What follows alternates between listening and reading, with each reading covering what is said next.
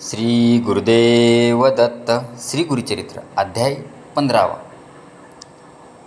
श्री गुरूंचे वैजनाथ क्षेत्री निरूपण.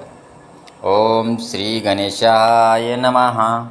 श्री सरस्वते नमः. श्री गुरुभ्यो नमः.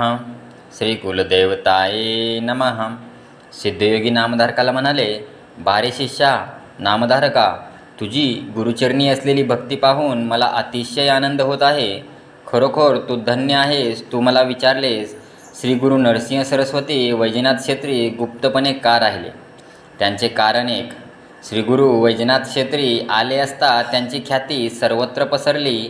अनेक लोक त्यांच्या दर्शनासाठी येऊ लागले. अनेक लबाड स्वार्थी लोक आपल्या इच्छा वासना पूर्ण करण्यासाठी येऊ लागले. या कलियुगात अनेक लोक केवळ आपल्या वासनापूर्तीसाठी शिष्यत्व स्वीकारतात. त्यांना आपल्या गुरुपासून ज्ञान नको असते. त्यांना आपल्या वासना पूर्ण करावयाच्या असतात. पूर्वी परशुरामाने पृथ्वी निक्षत्रिय करून ब्राह्मणांना दिली, पण त्या ब्राह्मणांच्या कामना काही कमी झाल्या नाहीत. अनेक गोष्टी मागण्यासाठी ते येत.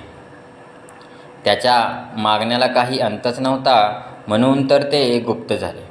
विश्वव्यापक परमेश्वर काहीही देऊ शकतो, पण वरदानांतही पात्रतेचा विचार करावाच लागतो. स्वार्थी लबाड लोकांचा उपसर्ग होऊ नये म्हणून श्रीगुरू गुप्तपणे राहू लागले. नामधारका, त्यावेळी श्रीगुरू आपल्या सर्व शिष्यांना जवळ बोलावून म्हणाले, तुम्ही आता भारतभर तीर्थयात्रा करीत फिरा. सर्व तीर्थयात्रा पूर्ण झाल्यावर श्री शैल्य पर्वतावर या. श्रीगुरूंनी अशी आज्ञा केली असता सर्व शिष्यांना अतिशय दुःख झाले. ते श्रीगुरूंच्या चरणांना वंदन करून म्हणाले, स्वामी, आम्हाला सर्व तीर्थाची प्राप्ती होते. तुमचे चरण सोडून आम्ही कुठेही जाणार नाही. श्रीगुरू चरणांपाशी सर्व तीर्थे असतात असे सर्व वेदशास्त्रे सांगतात. जवळ असलेल्या कल्पवृक्षाचा त्याग करून रानावनात कशासाठी जावे. त्यावर श्रीगुरू म्हणाले, तुम्ही सर्व संन्यासी आहात. जो संन्यासी आहे त्याने एकाच जागी 5 दिवसांपेक्षा अधिक काळ राहू नये. म्हणून तुम्ही सर्वत्र भ्रमण करा. तुमचे मन स्थिर होईल, मग एकाच जागी राहावे. या तीर्थाटनात तुम्हाला अधिक ज्ञान मिळावे अशी आमची इच्छा आहे. बहुधान्य संवत्सरात आम्ही श्रीशैल्यक्षेत्री असू. तेथेच आपली भेट होईल.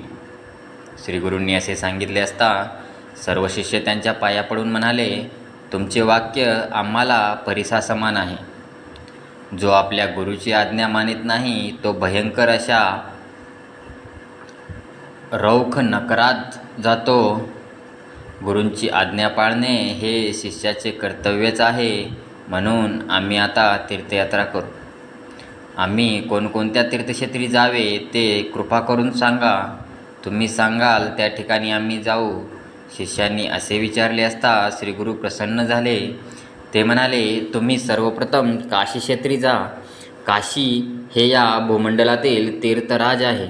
असे सांगून त्यांनी गंगा, यमुना, सरस्वती, वरुणा, कुशावर्ती, कृष्णा, वेणी, वितस्ता, शरावती, मरुदवृद्धा, असिवनी, मधुमती, सूरनदी, चंद्रभागा, रेवती, शरयू, गौतमी, वेदिका, कौशिका, मंदाकिनी, सहस्त्रवक्त्रा, पूर्णा, बहुधा, वरुणा, वैरोचनी, सन्निहिता, नर्मदा, गोदावरी, तुंगभद्रा, भीमा, अम्रजा, पाताळगंगा, कावेरी, ताम्रपर्णी, कृतमाला, पंचगंगा, मालप्रभा, श्वेतशृंगी या नद्यांच्या तटाकयात्रा कराव्यात. म्हणजे सर्व तीर्थाचे दर्शन घेतल्याचे पुण्य प्राप्त होईल. या नद्यांमध्ये स्नान करून जवळपासची सर्व गावे व परिसर पाहावेत. प्रत्येक ठिकाणी कृच्छ्रव्रत करावे.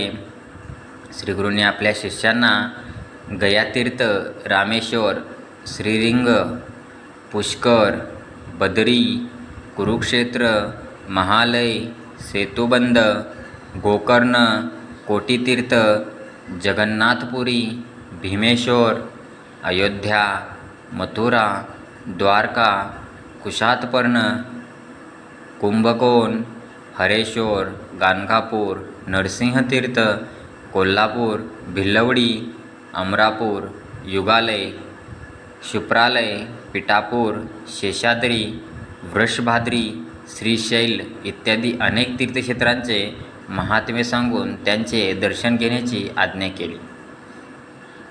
श्रीगुरूंनी अशी आज्ञा केली असता सर्व शिष्य ती आज्ञा मान्य करून तीर्थयात्रेला गेले. श्रीगुरू वैजनाथ क्षेत्री गुप्तपणे राहिले. सरस्वती गंगाधर सांगतात, आता पुढील कथा श्रवण करा म्हणजे सर्व इच्छा पूर्ण होतील. श्री गुरुचरित्र म्हणजे कामधेनू आहे. त्याचे श्रवण पठण केले असता चारी पुरुषार्थ प्राप्त होतात. अशा रीतीने श्री गुरुचरित्रामृतातील श्री गुरूंचे वैजनाथ क्षेत्री निरूपण नावाचा अध्याय 15वा समाप्त. श्री गुरु दत्तात्रेयार्पणमस्तु. श्री गुरुदेव दत्त.